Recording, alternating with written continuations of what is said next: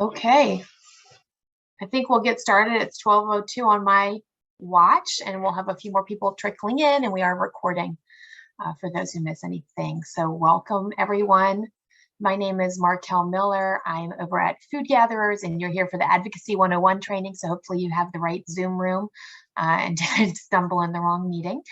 I will see if my slideshow cooperates here. There we go.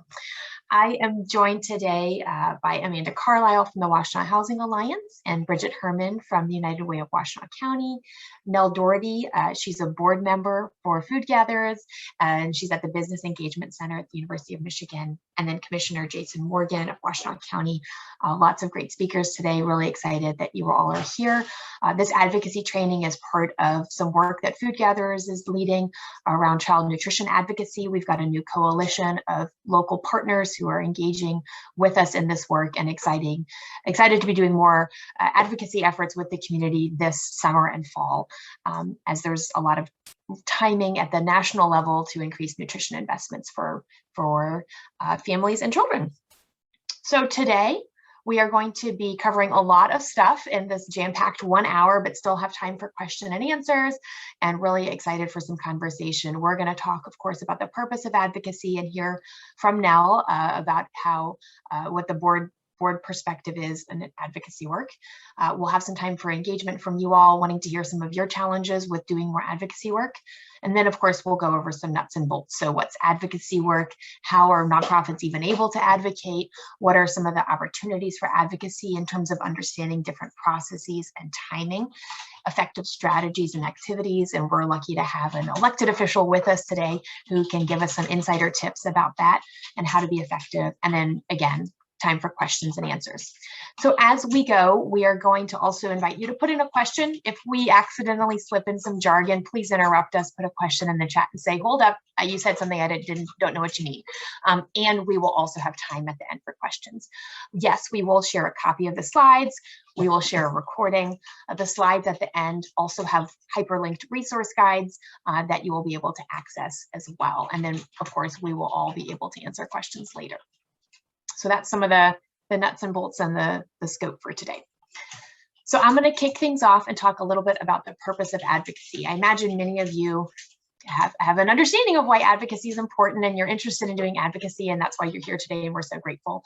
Well, advocacy work really has direct alignment with many of our organization's missions. Advocacy is how we address some of the root cause challenges, the policy solutions, the policy opportunities, and these are how we get at system-wide changes that can really have a community-wide, statewide, or countrywide impact. So it really helps support our mission. Policymakers are generalists, and they have to be. They have to keep their eye on so many issues, and I'm sure Commissioner Morgan can speak to how challenging that is. So they really rely on people who are experts and who have that expertise, and that's all of you, and that's our community. And so you have a really important role in helping to be a resource for policymakers and being that expert and helping share the impact of certain policies or programs on your community, the opportunities you see, some of the solutions. You are that expert, and they need to hear from you. Government and policies impact us, they impact our organization, they impact our communities. And that happens whether or not you engage with policymakers. That impact is there, it's a given. And so if you are engaging, you now have the opportunity to share your expertise, to share your concerns, to share your solutions with policymakers. And you have an opportunity to help shape those policies that impact us.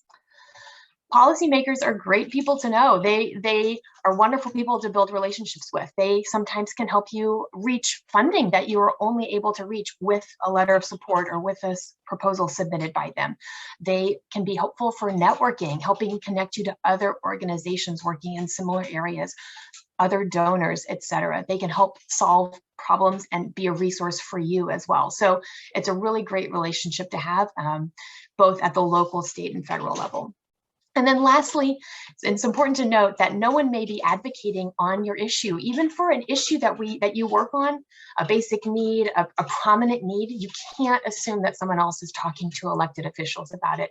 Going back to my earlier point, they have to keep their eye on a lot of things. And so you can't assume that this is on the front burner for them. And so if it's a timely challenge or there's a timely opportunity for a solution, it's up to us to make sure that they have that on their radar. So with that, I'm going to flip it over to Nell, and she's going to talk a little bit about the board perspective. She remembered to unmute herself. Hi, I'm Nell Doherty. I'm a board member of Food Gatherers here in Ann Arbor. I work at the University of Michigan's Business Engagement Center, and I'm also a former staffer to U.S. Senator Debbie Stabenow. I'm here to talk about why it's important for board members to engage in advocacy work in support of the organizations in which they serve, especially for people new to engaging in advocacy who might be wary about how to start, frankly, wonder about the role of a board member in this space. I've come to think about engaging in advocacy in two ways. Internally, like how to support staffers, and externally, or public facing, how to engage elected officials. And I thought I'd start with thinking about it internally. I think it's helpful to think about how you as a board member can provide support and encouragement for staff as they start to develop an advocacy plan and the associated activities. It can be really powerful for a staffer to know that you're behind them as they enter into this work. Your public support in board meetings, in conversations with staff generally, with other supporters of the organization, it helps build staff confidence and a sense of empowerment when they reach out for specific action items. Especially if staff is feeling hesitant, because this might be a new space for them as well. Knowing that you support them and will act when needed is really helpful and will make a big difference in their ability to carry out this part of their role. And some examples could be that you offer verbal support during their section of a board presentation. Volunteer early to offer to send emails, make calls, attend Zoom or in-person meetings, maybe even offer to help rally other board members to do the same, those kinds of things. And then thinking externally, or your public-facing role, how you engage with elected officials. As a community or business leader, you lend weight and credibility to the essential service the nonprofit organization provides to the community, and officials will be interested to hear your thoughts. And a few quick examples that I hope will illustrate further what I mean. To help staff thinking about how to develop relationships with elected officials, talk to them about how you've built relationships in the past. Oftentimes, people can feel intimidated and worry that they can't approach an elected official. Your stories will help staffers and perhaps other board members see that elected officials are real people. It's important to remember that they and their staff want to learn about your organization because of the important role you play in the communities they represent. Chances are they know some of how essential the service your organization provides is, but speaking to them directly and with examples like summer food programs only solidifies their knowledge and furthers their support. And for board members maybe feeling wary, you might realize that you already have a relationship with an elected through your work, your community activities, seeing them at other organizations' events and such. They see you already as a trusted member of the community who can provide firsthand knowledge and lend credibility, again, to the organization as they seek to foster a relationship as well. And if you don't have a relationship, most elected officials host regular coffee chats over Zoom now, but also hopefully soon back at local cafes, farmers markets, libraries, etc. These events are their opportunity to get out into the communities they represent and meet people. Go attend one, strike up a conversation. And then when you do have a chance to talk with an elected official, work with your organization's staff to get information about how a piece of legislation directly affects the organization's ability to serve the community. And remember, you don't have to know everything. I know I get so scared thinking I have to have all the numbers memorized, but you don't have to. You can start the conversation emphasizing pieces even at a high level and then offer to send details later. This is also another great opportunity to show support for staff as they pull together that requested detail, helps further their relationship with the legislator too. Having these kinds of direct talks goes a long way. Remember that officials want to hear from their constituents. It helps them to make the best decisions for their communities. I hope some of these examples have been helpful as we start thinking about this important work and how to get started. There's going to be a lot of great information and specifics on what you can do and how, and I really look forward to the discussion. Thank you. Awesome. Thanks so much, Nell. Really appreciate the perspective. Okay, next up here, we're going to do a quick poll and or chat. I know people like participating in different ways. Amanda, I'll let you Yes. cue this up. I think I got it ready when you are. All right. So our question for you all is, what is the biggest thing preventing you from doing more advocacy? And I don't know if we can see the poll. Oh, I can see it. There we go. So Should be up now. yeah, lots of options, multiple choice here. And if you don't want to use the poll, you could also use the chat box. I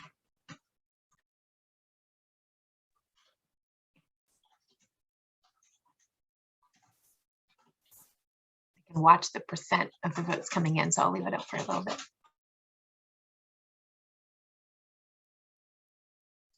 And we didn't put in others, so if you have another, you can certainly drop it in the chat. Yeah, put it in the chat box. If you want to share. We'll try to be as interactive as possible in this virtual environment. So Awesome. feel Most free people to- are voting here. This is great. Right. I'll leave it up for a few more seconds and we might get a bunch of people.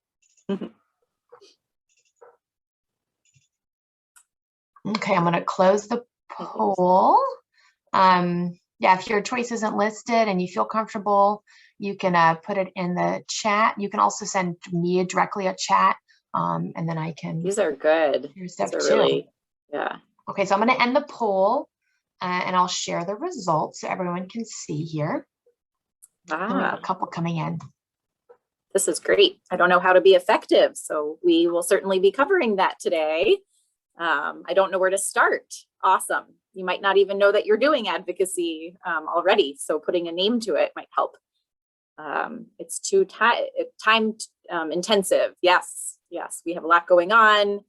This is just one other thing that we have to do. We're going to try to show ways in which you can easily do advocacy. Maybe you have a product already available that you can send to elected officials about the work that you're doing. So really good. Thank you for sharing your how you're feeling about it, and hopefully we will be able to address that as we talk today. So I am going to try to be pretty brief, but share a little bit about what is advocacy. Like I said, you probably are doing it already and you might not even know it. So advocacy from the dictionary is the act of pleading or arguing in favor of something such as a cause, idea, policy. And an advocate, is one who pleads either another's case or argues or pleads for a cause or a proposal. Next slide. So advocacy is active action. Think about that. What are the actions you're taking in order to support the idea, the cause, the mission that you have from your organization? It encompasses the actions we take to affect change, usually with the goal towards influencing policy or practices or attitudes. And it can take many forms, which we'll cover a little bit more detail later, but it always involves action. So education is huge. Educating policymakers, like Markel said, policymakers have so many things that they have to make decisions on. We have the specifics. We are the ones who can provide more details. And also educating the public. It's very important to your mission, your cause. Participating in lobbying days is another form. I just participated a couple of weeks ago in some national lobby days for an organization at the national level around homelessness. Those are super wonderful events, can be very intimidating, but they're pretty easy to do once you think about it. Contacting legislators and other policymakers, encouraging others to get involved. And I think someone in the chat maybe mentioned they think that their elected official already supports their cause. And we think, oh, we don't need to do some advocacy around that or education around that. But I think that is something that don't assume always that, just because someone is supportive of your cause, which is the case for many of us that we're working in Washtenaw County, details are super important. Being able to provide data for those elected officials to then share it on with their other colleagues, those are really important actions to take. So it is really important to do, and we hope to share more about that as we go through. So this is really helpful, I think, for folks if you were in the camp of, I'm not really sure that we can do advocacy or lobbying, or what is it? So remember that all lobbying is advocacy, but not all advocacy is lobbying, and we'll share more about that. Lobbying is by a 501c3 organization is possible, but it's limited by the IRS rules and regulations, and we'll talk about that a little bit. And there's no federal limit on how much non-lobbying advocacy your organization can do. So really, the sky's the limit on what we can do. And this little chart here shows you kind of the two different lobbying versus non-lobbying, and then we'll get into a little bit more detail about grassroots lobbying, which many of the organizations do that you might be a part of. So non-lobbying advocacy examples are providing statistics on meals served by a program, meeting with a legislator's office to discuss your programs, its mission, and the services you provide, hosting a legislator to tour your program. These are all kind of like, think about educating legislators about your programs, and really telling your story of impact to elected officials, to funders, et cetera, et cetera. Submitting comments to federal government, USDA, in response to a proposed rule. Those are also non-lobbying advocacy opportunities. And then, did we skip a slide? No. Okay, direct lobbying, contacting any legislative member, staff, or government employee to influence them to propose, support, or oppose specific legislation. So that's really where you're thinking specific legislation, a specific vote. So examples of that can be emailing a member of Congress to vote no on the farm bill. If a budget bill is introduced that cuts funding to a program, speaking out against that, asking a member of Congress to support a bill, renewing food donation tax incentives, asking local officials for budget line items, for kitchen operating support. These are all very specific asks that you're making, and that is what's direct lobbying. And then grassroots lobbying or mobilization is asking the public to take action. So your organization might also do the direct lobbying, but you're also then maybe doing grassroots lobbying. You're educating, informing others to take action. So that's asking your donors or clients to call their legislators to support a proposal, encouraging clients to sign a petition to elected officials in favor of increasing funding, sending an action alert to your listserv. That's something that sometimes can be pretty easy to put together to encourage folks to email their members of Congress and telling them to vote no. So these are grassroots lobbying, mobilization. You're getting other folks involved in doing this work as well. I think I'm going to turn it over to Bridget. I think I'm up next for this, the IRS stuff. So how are nonprofits able to advocate? Let's click through here. So as Amanda said, 501c3 public charities can lobby. Congress has stated that influencing legislation is an appropriate activity. And the IRS does have some involvement, though, in terms of what 501c3 public charities can do and how much. So there are specific activities that 501c3 public charities can do and can't do. I'm also being very intentional of saying 501c3 public charities, because if you've started to delve into nonprofit tax code, there's lots of different groupings and there's different rules for each of them. So again, many of the groups here today may be a part of a 501c3 public charity that's different than a private foundation.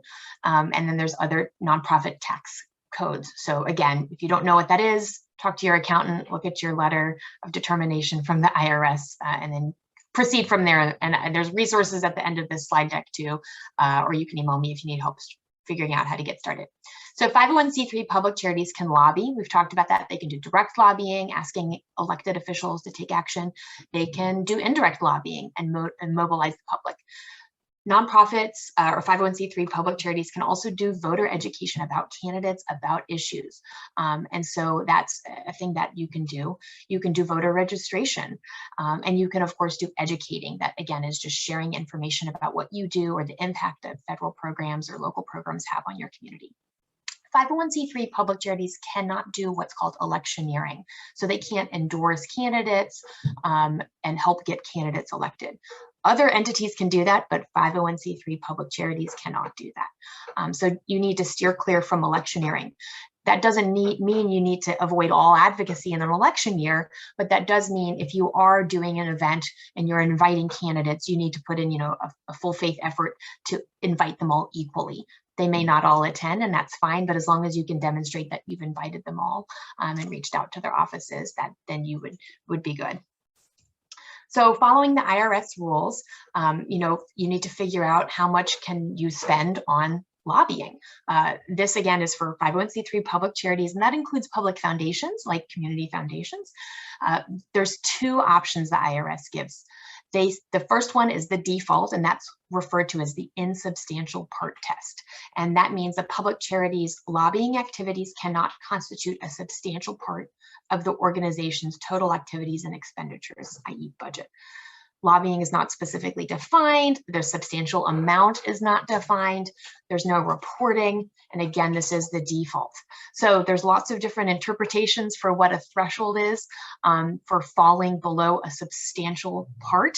A lot of nonprofits, though, feel like if their expenditures, i.e. the amount of money they spend on lobbying, is a single digit or less than 5% of the organization's budget, most nonprofits feel like that is well below a substantial part and feel comfortable with that. So that again is the default. And so that means if you're just meeting with an elected official and doing a little bit of lobbying a couple times a year, budget-wise, you're likely well below a substantial part of your budget being spent on lobbying. The second option is a little clearer. So some nonprofits are going to feel better with this option. This is when you file a 501h election and they keep it on file, which basically is a super simple form. And when you pursue this option, lobbying is clearly defined. The amount of expenditures that you can spend on lobbying is clearly defined. So it's much clearer.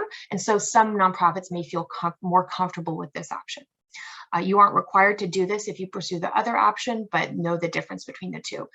So in this example, if a nonprofit has a budget of $500,000, they can spend up to 20% of that budget on lobbying if they have a 501h on file. And that would be $100,000. And then there's also a specific amount that can be spent on grassroots. In this case, it would be $25,000 for an organization that has a budget of $500,000. So again, this is not required, but because it's defined, it allows you to do much more money, being spent on lobbying activities. There is also important rules and laws to note for the state of Michigan, which are separate. The Michigan Lobby Registration Act, defines lobbying as any direct communication with a lobbyable state level public official to influence the official's legislative or administrative action. No license is required. Anyone can lobby. However, if you're doing a certain amount of lobbying and that's measured by money, so are you using your nonprofit's resources or are you getting paid? You have to register. And so the threshold for the state of Michigan is if you're spending more than $2,575 during any 12-month period in expenditures to lobby a lobbyable state level official, you need to register, or more than $650 to lobby a lobbyable state level official for one person in 12-month period. Churches and religious institutions are not required to register. And again, these are for state level lobbyable officials. So it's a little bit different. And these thresholds look low, but again, if you're only doing a couple of meetings a year, you're likely going to be still below these thresholds. So you can do the math on that with your accountant and check. Okay, I think Bridget, you're up next here. Hi, good afternoon, everybody. So glad to see you all here. So you've hopefully, your nerves have been calmed so far by Markel's examples around the legalities of advocacy and lobbying, and by Amanda's specific examples. In the United Way network, I'm representing United Way of Washtenaw County. We used to think of advocacy as the A word, right? We had it as part of our mission, but we really steered clear of it because we saw it as political. But you've heard today that there are various ways to do this, and I would encourage all of you, you can't be neutral on a moving train. We're all here because we're working in the human services sector of Washtenaw County, and we're all being impacted by systems and policies that are keeping problems in place for those with whom we work. And so those, I'm sure there's a litany of examples where you're like, if not for this policy, our mission would be advanced a little bit further, or if not for this policy, our clients would be achieving even better outcomes. Those are the points at which you can take action. And so I'm here to kind of take you through 3 additional types of advocacy and where you can do that work to hopefully give you some more ideas around where to get started. And then you've heard from Amanda and Markel, it doesn't take a lot to get started in advocacy. So I would just pause and say, you don't need to develop a public policy agenda before you engage in this work. If it's a quarterly update to say like, hey, we wanted to update you, our local elected official, on what's happening with our clients, or we wanted to thank you for your efforts around, Prop C, and thank you for passing that. It's easy. You can go as deep or as shallow as you want to start, but we would encourage all of you to get started somewhere. So who do you engage, right? Who are these people that you engage? I think we most commonly think of, state and federal elected officials as those individuals with whom we're engaging in advocacy. And so you see those listed here.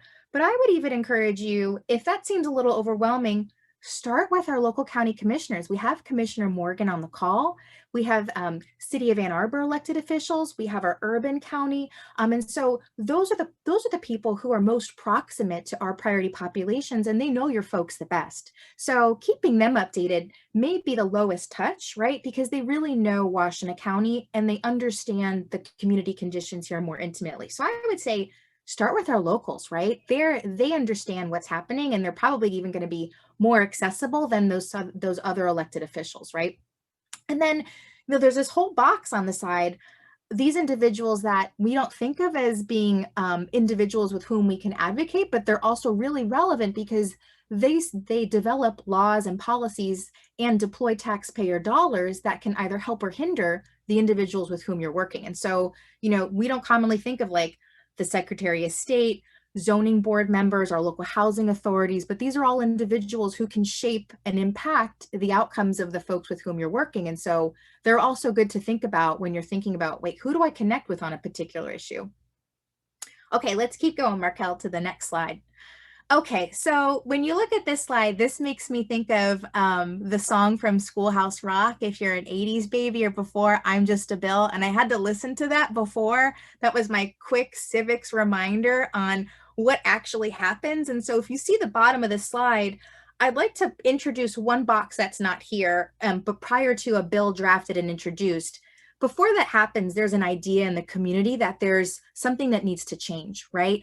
And so all of us who are within the nonprofit and the human services sector, we're the ones who can help shape that idea around what needs to change. And so we're actually a core group of constituents that can inform our elected officials that, hey, something's on the ground that's really blocking opportunity for folks. And a bill starts with an idea, a way to improve something that really needs to change, and the best way to change that is through a law. And so as a quick refresher, right, there's an idea in community that's floated to an elected official or group of elected officials. They draft a bill and it's introduced into a committee. Some folks, I think I saw a comment in the chat, I'm not sure where I can advocate. You can advocate on the front end saying that there's an idea that something needs to change, but then the next place is in a committee, right? And that's where elected officials are getting together. You could contact your elected official and saying, I know that there's a bill in this committee and I'm in support of it or I'm against it, or here's some education, some data around this bill, right? And how it impacts our population. You could also contact the chair of that committee, and that individual holds a lot of power, right? So you want to be sure to engage with them too. If it moves out of committee, it may die, but if it goes on, it's going to go to the floor of the house in which it was generated, right? And it'll go up for a vote. It may die there. If it lives on, right, it'll go to the other chamber. They may amend the bill, right? They need to be reconciled, the two versions. And then if it makes it all the way through, it goes to the president and or the governor for signing. So that's our quick 101 on how does a bill become a law? And you can sing the song in your head along with me. But there are 3 types of bills that kind of make it through this process, right? There are appropriations and budget bills. And all that means is that's a bill that authorizes the expenditure of government funds, right? There are going to be some dollars deployed. as a result. Reauthorization bills, and that means that somebody needs to reaffirm this bill that has already been put into law and reassign or reapprove the expenditure of tax dollars behind that. And then there are individual bills. When we think of reauthorization bills, I'm looking at my colleagues at Food Gatherers because they do such a good job at letting us know when the farm bill is coming up for reauthorization. And so all of those programs, SNAP and WIC, school lunches, all of those are reauthorized on a multi-year basis. And so those are the ones that are pretty important, but there are a bunch of important programs that we need to reauthorize and make sure that they stay in place and that funding is not taken away from them, right? Bills, individual bills are the principal vehicle employed by lawmakers for introducing their proposals, right? And for promoting their point of view, right? So it's important to know what kind of bills your elected officials are putting forth to make into a law, right? That's an illustration of their values. So there are different types of bills, and then there are different ways at which throughout the process, we can kind of intercede. That feels like a big word. But if you're paying attention to a particular bill, there are different points at which you can kind of say like, hey, this is our point of view on this, and this is how it's impacting our priority population. Okay, let's move on to the next slide. There's also this, if that feels really big, where you're like, I'm not sure I want to start there. That feels like I have to follow something. And if I'm not being notified by another advocacy group, that's a lot for me to follow as an individual, or that feels a little dicey for us to jump in at that point. Let's talk about administrative advocacy. There's another avenue for you to move this work forward, right? We as nonprofits, we have a variety of advocacy tools at our disposal to make change. Administrative advocacy involves influencing the rules that government agencies use to implement laws. And this is kind of a creative way for us to take a position and advance our missions without doing advocacy with a capital A or lobbying. And so I want to remind you, like, who are these people who we could be advocating to? It could be school board members, housing authority commissioners, zoning board members, district attorneys, like we have a new DA, a district attorney in the office, sheriffs, police chiefs, and then any other member of a special purpose body. The one that comes to mind for United Way, the first step we took in administrative advocacy was in 2018. You'll remember at the end of 2018, there was that proposed change to public charge, which would, the prior administration was saying, if you are an immigrant, if you access public benefits, it puts your immigration status at risk. And so we were saying we were against the proposed rule change and mobilizing and engaging in some mobilization advocacy to encourage folks to comment, expressing their opposition to this proposed rule change, right? So you can do it directly, or you can issue the call to your constituency. It is not considered lobbying, right? And so if you kind of understand, I think a lot of us understand the legislation that is shaping the lives of the people with which we're working. And so this might be a great and a powerful entree for you into this space. Okay. Ballot initiatives. So this is a third type. We are allowed to lobby for or against referendums and ballot initiatives. It is considered direct lobbying, but here's the powerful thing about ballot initiatives. Again, this oftentimes starts at the grassroots level, right? Where there's an idea or a group of folks see a problem that is holding back opportunity for folks. And so the most timely ballot initiative that I can think of is if we recall back to last fall, which feels like, 100 COVID years ago, we've known for a long time that there's been a housing affordability crisis in Washtenaw County. And that is the work that the Washtenaw Housing Alliance makes us aware of and advocates for, has been advocating for, right? In tandem with ending homelessness as we know it in Washtenaw County. And so I want to turn it over to Amanda to talk about a powerful ballot initiative that engaged a lot of individuals in grassroots advocacy to result in a shift. So Amanda, would you share a little bit more and tell the story of that particular ballot initiative? Sure. So Proposal C, I'll start at the end and then work backwards, but Proposal C was the ballot initiative on the City of Ann Arbor voter ballot back in November, and it passed by 73%. And it will allow the City of Ann Arbor it's a tax proposal that will generate about $6.5 million a year to create new affordable housing and provide services in that housing. And we estimate that it'll create about 1,500 units of affordable housing. So it didn't happen overnight, which I think is what Bridget was sharing before. It's like these small actions that happen over time. And really the idea of a millage, like Proposal C, was started in 2007. We had a community plan to end homelessness. There was a county task force that was charged with identifying, finding sustainable revenue source for what's called supportive housing in particular. And that task force from the county identified a millage as a really great prospect for us being able to generate sustainable revenue for supportive housing and services. And so we kind of sat on it for a while because the Great Recession occurred in 2007 and 8 at the same time that this task force had come up with their recommendations, but we continued to move forward with our partners in the community and our government partners as well, and had a few other community plans that had been generated over time, all of them really showing this housing affordability crisis and the need to create more housing. So the ballot initiative passed in 2020, but we really started in 2019, really honing in on this is the year that we need to be doing this ballot initiative, getting a small group of people together to talk about it, putting a proposal together, doing some voter polling, which the Housing Alliance got a grant to do. And then we had to go to city council members and say, would you support this proposal that we have in place? What would you change? What would you tweak? And there certainly are negotiations when that happens, right? What would it take to put this on the ballot, put this forward to city council to then vote whether or not to put it on the ballot?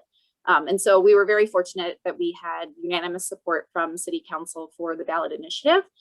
I will say the other option would have been to do voter signature to get it on the ballot. So had city council not been willing to put it on the ballot, we could have gone that route where we had to get a certain number of voters registered voters to sign a petition to put it on the ballot. So there's kind of those two options. But we, are very fortunate that residents of Ann Arbor voted to support it, and we're already starting to see the developments happening. So that's great.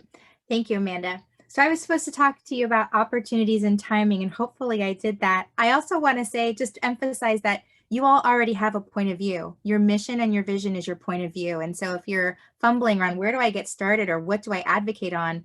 Your mission and your vision are your guides, right?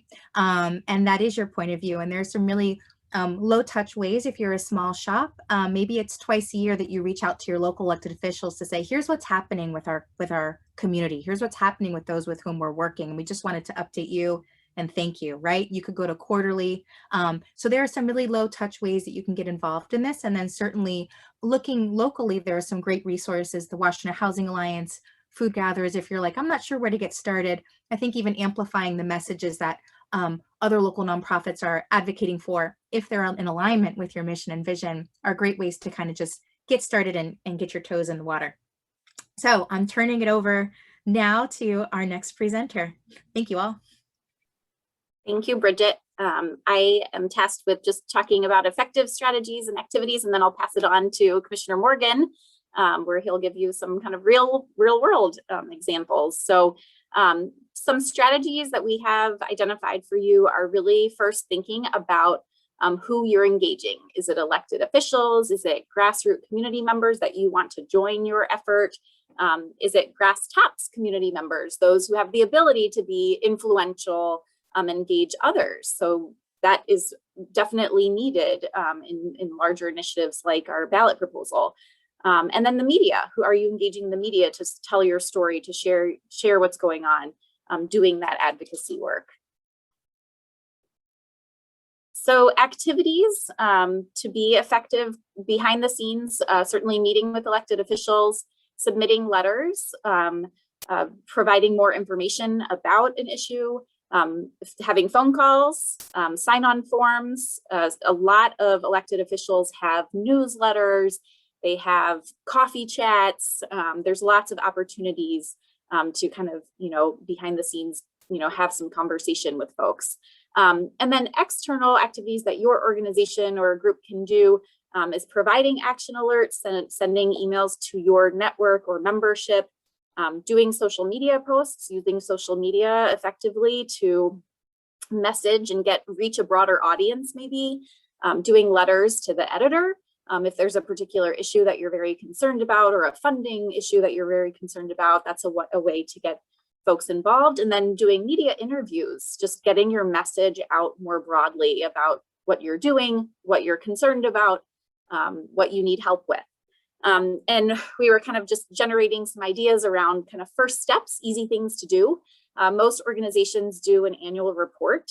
Send that to an elected official. Send it to all of your elected officials. It's already generated. It's not much else to provide an envelope and a stamp and get that out into to the hands of elected officials. That can be very effective. And then also, like I said, attending coffee chats to introduce yourself as a resource to them. I think that's really helpful, is just thinking about it, not in a way that like you're trying to get something from it, but really that you're trying to provide information, provide education about a particular issue that you and your colleagues are the experts on. And then I will turn it over to Jason. Thanks, Amanda. And it's great to be with you all. So I am a Washtenaw County Commissioner representing Central Ann Arbor on the Board of Commissioners. And it's really good to be with you. In addition to my role on the county, I've had the wonderful experience of working for 5 different members of Congress at this point, and previously served as the Director of Government and Community Relations at Washtenaw Community College for 3.5 years. So I've been kind of on all sides of the spectrum of engaging with our elected officials, from the staffer side and the congressional side, to being an elected official myself for 4.5 years now, and being in your shoes as the advocate for Washtenaw Community College for 3.5 years. So I've seen kind of the whole gambit of things. And one of the biggest things that I can tell you is that it is about relationships, and about building and fostering those relationships, because our elected officials are human beings like all of you. And it's possible this could be just the lens that I see public service through, given the role models I've had to learn from, Congressman Dingell, Congresswoman Dingell, but public officials work for the people. I will say that again. Elected officials work for the people, and you all are the people. I mean, literally, but you are serving the community, you're serving their constituents, and they should want to partner with you. I hear a lot of people who are often so afraid of talking to public officials, or worried they won't care or they won't listen. And I think a lot of them are, at least at the local level, are kind of in the same boat. They're afraid to reach out sometimes because they don't really know where to engage or where they can be helpful. So that one key piece is so important. It's about relationships. And I don't just mean like a business relationship or superficial relationships, but real relationships.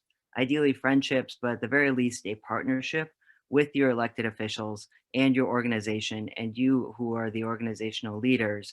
That can go such a long way to being effective in your advocacy. So a few key pieces there. Of course, developing the relationships, and you can do that by being a resource for them, making it easy for your elected officials to support you by inviting them to your events, inviting them to volunteer, inviting them to participate in the work that you're doing.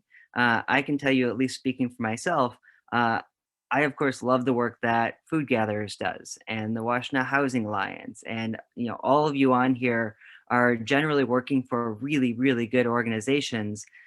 So for me as an elected official, I want to work with you. So whenever you invite me to join or to participate in any way at all, I'm going to be there. And I think that goes for a lot of our other officials as well. They are just really happy to be invited and to be part of your work, because not only do they feel good about it, but they just really care as well, from at least here in Washtenaw County. I should add the caveat that we are very fortunate here in Washtenaw County to have uniquely wonderful elected officials who really all are kind of on the same page in terms of supporting the causes that you are all working for. But I do think it applies more broadly as well. So being a resource for them, inviting them to your events, going to their events, as Amanda talked about, attending their coffee hours or whatever other events they may have. And then one last key piece on the building relationships piece is to build relationships with the staff. I can't tell you how many times I was overlooked as a 22-year-old staffer for John Dingell 10 years ago.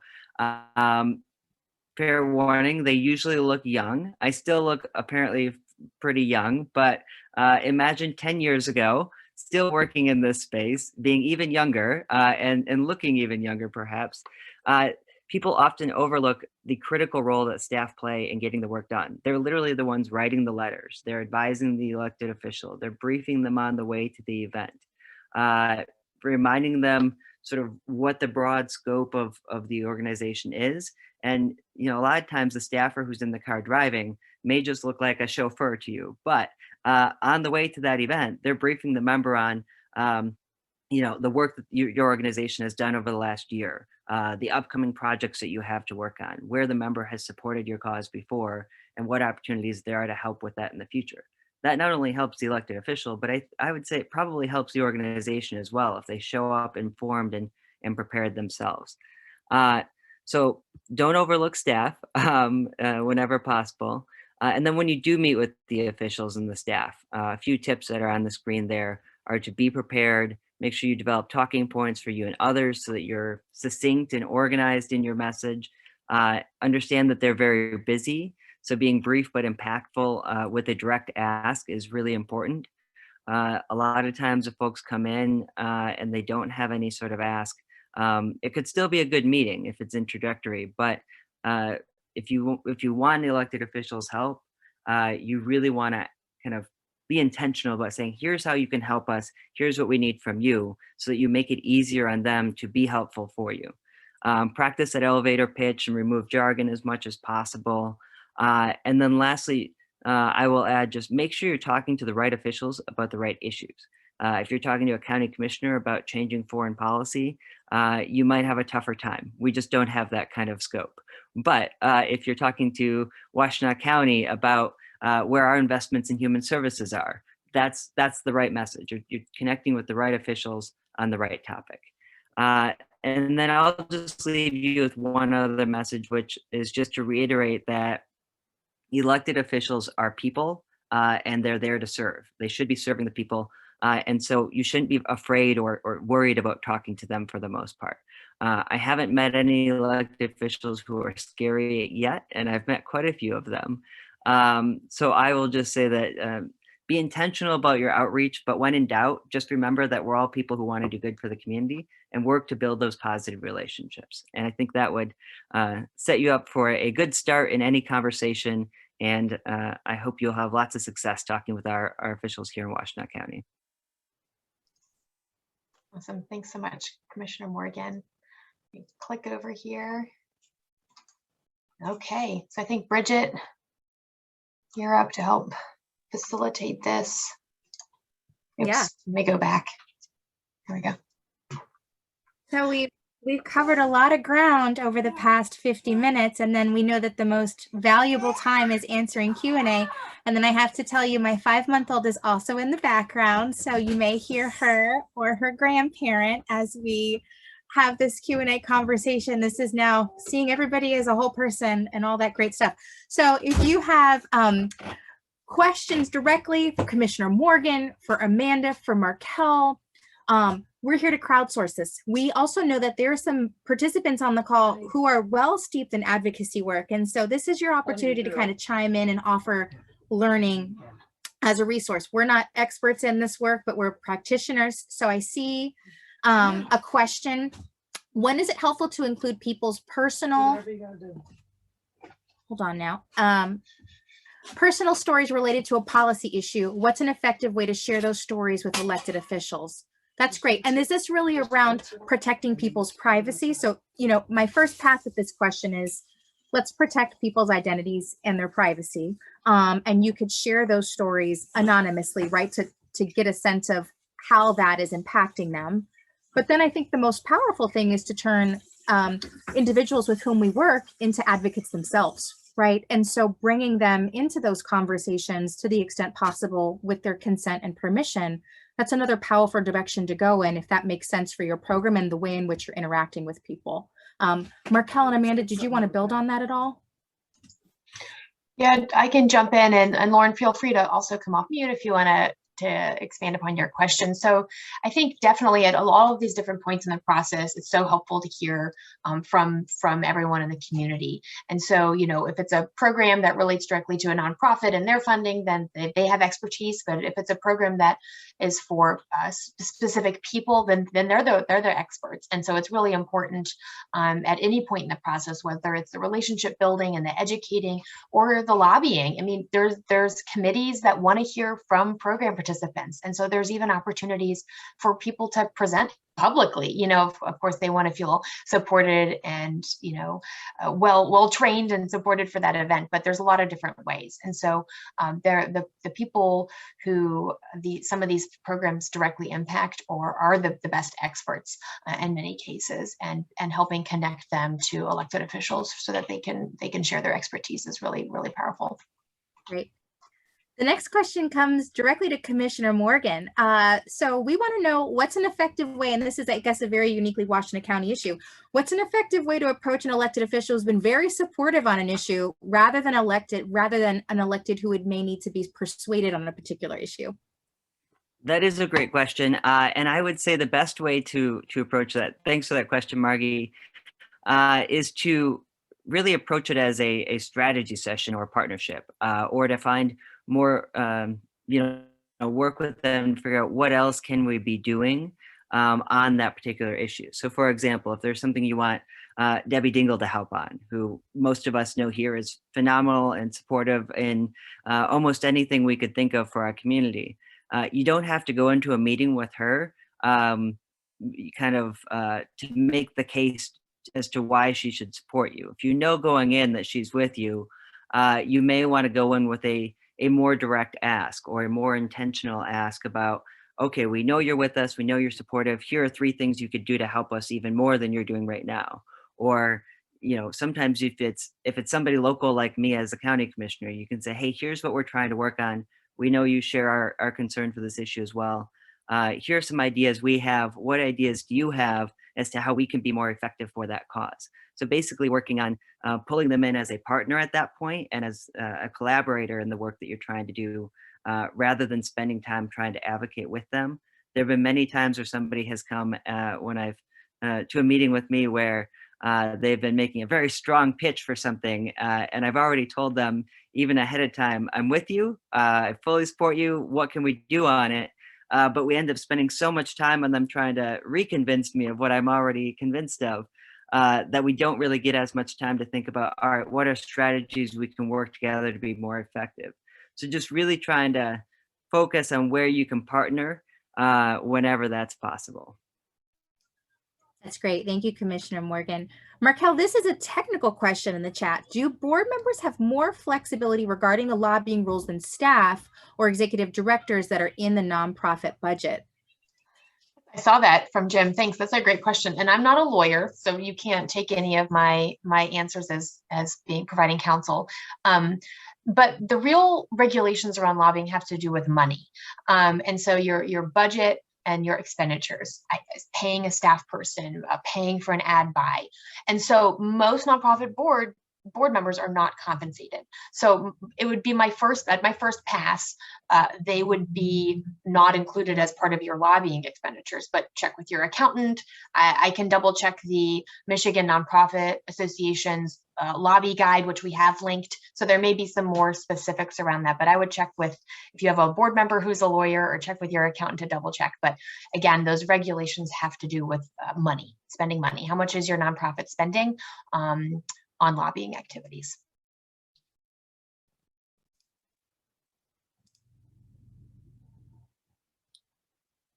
This is great.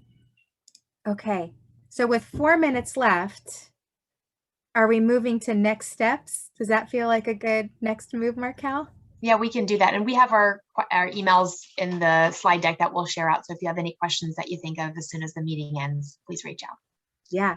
And so we're hoping that by taking the time to talk through some of our individual approaches to advocacy, we've sparked some ideas. Maybe we've unnudged you a little bit. And so we're hoping that you would share with us a next action step that you're going to commit to taking as a result of listening in and spending your lunch hour with us on this Tuesday afternoon. And so we invite you to put into the chat the next move that you're going to take around advocacy. Perhaps it's having a conversation with your board chair or having a conversation with your CEO. And so we're curious, what are you going to do as a result of listening in and spending some time with us this afternoon?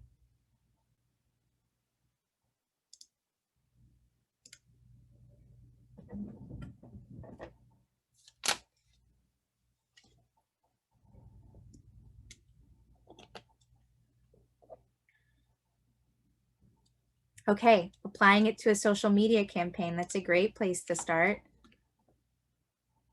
Having a conversation with your team about how you might do some indirect lobbying through our volunteers. That's another creative way to get started. As Markel said, your board members aren't on your payroll, so that might be a great way to engage them. Right, doing some education internally, right? Reminding folks what's allowable, what's not allowable. In direct outreach with policymakers, including admins, right? To your point, like the staff are so crucial and they're really shaping legislation and moving forward the priorities of our elected officials. Conversation with our board members, inviting elected officials to your events. That's an easy way to kind of build that relationship, to Commissioner Morgan's point. And I'm sure we can provide a list of our local elected too, so that you don't have to go ahead and do that searching. I think we can go ahead and crowdsource that and get that out to participants on the call. Right, and then helping to prepare your participants to engage directly with elected. That's great. Very powerful. These are powerful commitments, everybody. Really fantastic. Yeah, it's so exciting to see everyone identifying next actions, and yeah, this is fantastic. I'm going to transition here just to wrap things up, but please add stuff in. This is super exciting to see everyone's next action. So again, this is in the slide deck. Don't feel like you need to jot it down right now. Our contact information for everyone. And then we've got additional resources. So a lot of content come from some guides that are available online. The Michigan Nonprofit Association has a great primer on nonprofit advocacy. Boulder Advocacy has information for lobbying rules for houses of worship, taking the 501H election, as I talked about, which can be sometimes easier for nonprofits to understand what they can do in terms of the amount of lobbying, and then a guide for record keeping. So there's a bunch of resources. If you get stuck and you need another guide or need another resource, please email me. I'd love to be helpful and help you find what you need. So that is it for today, and really appreciate everyone. Sorry, I'm going to stop share so I can get everyone's faces here. Really appreciate everyone joining us today. This was fantastic. I appreciate all the co-presenters' time and so many people joining. So thank you. We can stay on for a tiny bit here. We're going to email the recording and the deck. I don't need to jump off. So if you do have a question that you just thought of, I'm happy to stay on and answer any of those. Thank you all. Enjoy the rest of your day.